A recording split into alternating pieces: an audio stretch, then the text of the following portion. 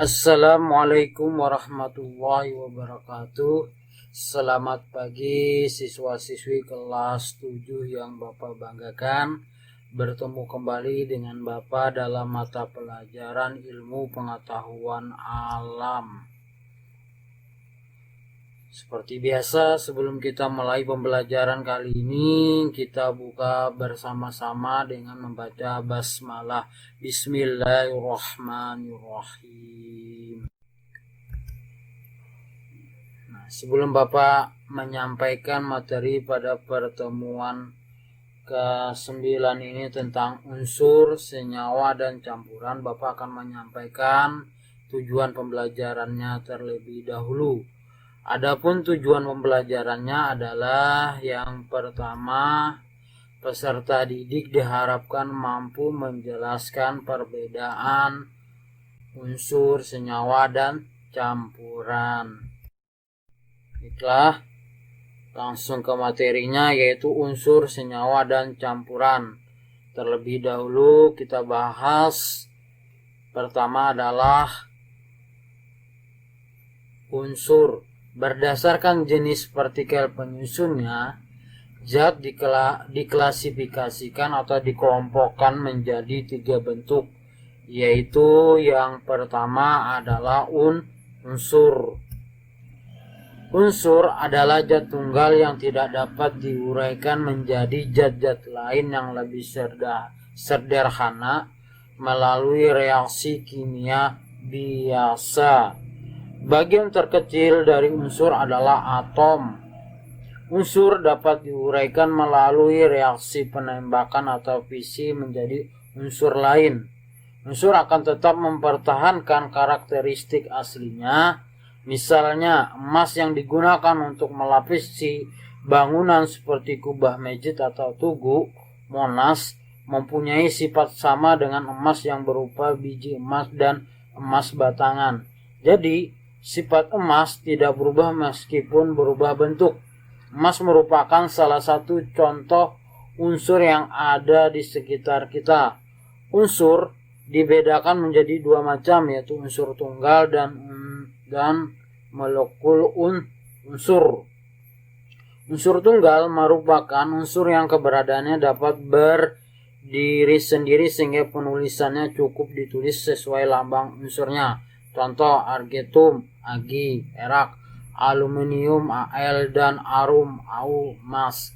Nah, molekul unsur adalah unsur yang keberadaannya tidak dapat berdiri sendiri, tetapi selalu berikatan dengan unsur sejenis. Contohnya di sini adalah hidrogen H2, klorin Cl2, nitrogen N2, dan oksigen O2. Nah, seorang kimiawan Swedia John Jacob Berzelius 1779-1848 mengembangkan lambang unsur kimia modern berdasarkan huruf dan angka. Terdapat 2 macam penulisan lambang unsur, yaitu yang pertama menggunakan 1 huruf kapital, contohnya N nitrogen dan C itu karbon. Yang kedua menggunakan 2 huruf. Huruf pertama ditulis huruf kapital, huruf besar, dan huruf kedua ditulis dengan huruf kecil atau konsonan. Contohnya Cu, coprom, tembaga, dan Na, natrium. Perhatikan tabel berikut. Berdasarkan jenisnya, unsur dibedakan menjadi 3, yaitu unsur logam, unsur non-logam, dan unsur semi-logam. Unsur logam itu memiliki ciri-ciri biasanya berbentuk padat, warnanya mengkilap, mempunyai titik didih dan lembur tinggi, mudah mengantarkan panas, dapat mengantarkan listrik, konduktor, bersifat keras, dan dapat ditempa atau dibentuk. Sedangkan unsur non-logam itu ciri-cirinya warnanya tidak mengkilap, tidak dapat mengantarkan panas dan listrik, isolator, tidak dapat ditempa dan dibentuk. Unsur semi-logam memiliki sifat kombinasi antara unsur logam dan unsur non-logam. 2. Senyawa. Senyawa adalah materi yang tersusun atas 2 atau lebih unsur yang berbeda melalui reaksi kimia. Senyawa dapat diuraikan menjadi materi yang lebih sederhana secara kimia, misalnya dengan cara dekomposisi atau penguraian, tetapi tidak secara fisika seperti evaporasi atau penguapan, filtrasi atau penyaringan, distilasi atau penyulingan. Jadi, senyawa merupakan zat tunggal yang dapat diuraikan menjadi dua jenis atau lebih zat yang lebih sederhana dengan cara kimia. Beberapa sifat senyawa berikut. Yang pertama, terbentuk dari dua atau lebih unsur yang berbeda melalui reaksi kimia. Yang kedua, memiliki sifat yang berbeda dengan unsur-unsur penyusunnya. Yang ketiga, dapat diuraikan menjadi unsur-unsur penyusunnya melalui reaksi kimia.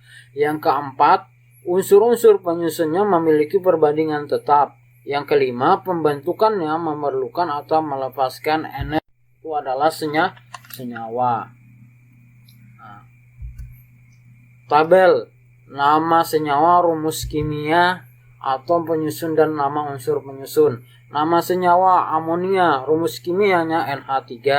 Atom penyusunnya 1 atom nitrogen plus 3 atom hidrogen. Gula pasir, rumus kimia C12H22O11. 12 atom C plus 22 atom hidrogen plus 11 atom O. Urea CO dalam kurung NH2 kurung tutup 2. 1 atom penyusunnya 1 atom karbon plus 1 atom O plus 2 atom N dan 4 atom H. Air H2O. Atom penyusunnya adalah 2 atom hidrogen plus 1 atom O. Garam dapur NaCl. 1 atom Na plus 1 atom Cl. Karbon CO2, 1 atom karbon plus 2 atom oksigen. Berdasarkan unsur penyusunnya, senyawa dibedakan menjadi dua macam, yaitu senyawa organik, yaitu senyawa yang mengandung unsur karbon, kecuali karbida, karbonat, dan oksida karbon. Ya. Nah, contoh senyawa organik adalah asam cuka atau dikenal dengan asam asetat. Rumus kimianya adalah Ca3COOH. Kemudian ada gula pasir. Rumus kimianya adalah C12H22O11. Nah, kemudian yang kedua, senyawa anorganik, yaitu senyawa yang tidak mengandung unsur karbon C dan umumnya sebagai penyusun material atau benda tak hidup. Contoh pasir SiO3, rumus kimianya, dan garam meja atau dikenal dengan rumus kimianya NaCl. Yang ketiga adalah campuran. Campuran adalah materi yang tersusun atas dua zat atau lebih tetapi masih mempunyai sifat zat penyusun. Ciri-ciri campuran sebagai berikut. Yang pertama, tersusun atas dua zat atau lebih. Yang kedua, memiliki sifat seperti zat penyusunnya. Yang ketiga, tidak memiliki komposisi tetap. Yang keempat, zat penyusunnya dapat dipisahkan secara fisika. Nah, berdasarkan sifat zat penyusunnya, campuran dibedakan menjadi 3 sebagai berikut. Yang pertama, campuran yang tersusun atas zat gas dan zat gas. Contoh, udara tersusun atas beberapa gas, yaitu O2, N2, oksigen, nitrogen, dan gas lain. Yang kedua, campuran yang tersusun atas zat padat dan zat padat. Contoh, paduan antara besi dan karbon menghasilkan campuran yang disebut baja. Paduan antara tembaga dan timah menghasilkan campuran yang disebut perunggu. Paduan antara tembaga dan seng menghasilkan campuran yang disebut kuning. Nah, yang ketiga, campuran yang tersusun atas zat padat dan zat cair. Campuran ini dibedakan menjadi dua macam, yaitu campuran homogen dan campuran heterogen. Campuran homogen adalah campuran yang tidak dapat dibedakan zat-zat penyusunnya. Contoh, air dengan alkohol, air dengan gula, dan air dengan sirup yang susah dibedakan tadinya. Campuran ini memiliki ciri-ciri sebagai berikut, tersusun atas zat padat dan zat cair dengan ukuran yang tidak jauh berbeda. Yang kedua, bening dan tembus cahaya. Yang ketiga, tidak ada endapan saat didiamkan. Dan yang keempat, zat-zat penyusun tercampur sempurna. Yang B, campuran heterogen. Campuran heterogen terjadi karena zat-zat penyusun tidak bercampur secara sempurna, sehingga dikenali zat penyusunnya. Ciri-ciri campuran heterogen itu adalah partikel yang bercampur memiliki perbedaan massa jenis besar. Yang kedua, keruh dan tidak tembus cahaya. Yang ketiga, terdapat endapan saat didiamkan. Yang keempat, percampuran tidak merata. Campuran heterogen dibedakan sebagai suspensi dan koloid. Suspensi adalah campuran zat padat dengan zat cair yang mempunyai ukuran partikel lebih dari 100 nanometer. Koloid adalah campuran zat yang tersebar merata dalam zat medium partikel koloid, medium dispersi.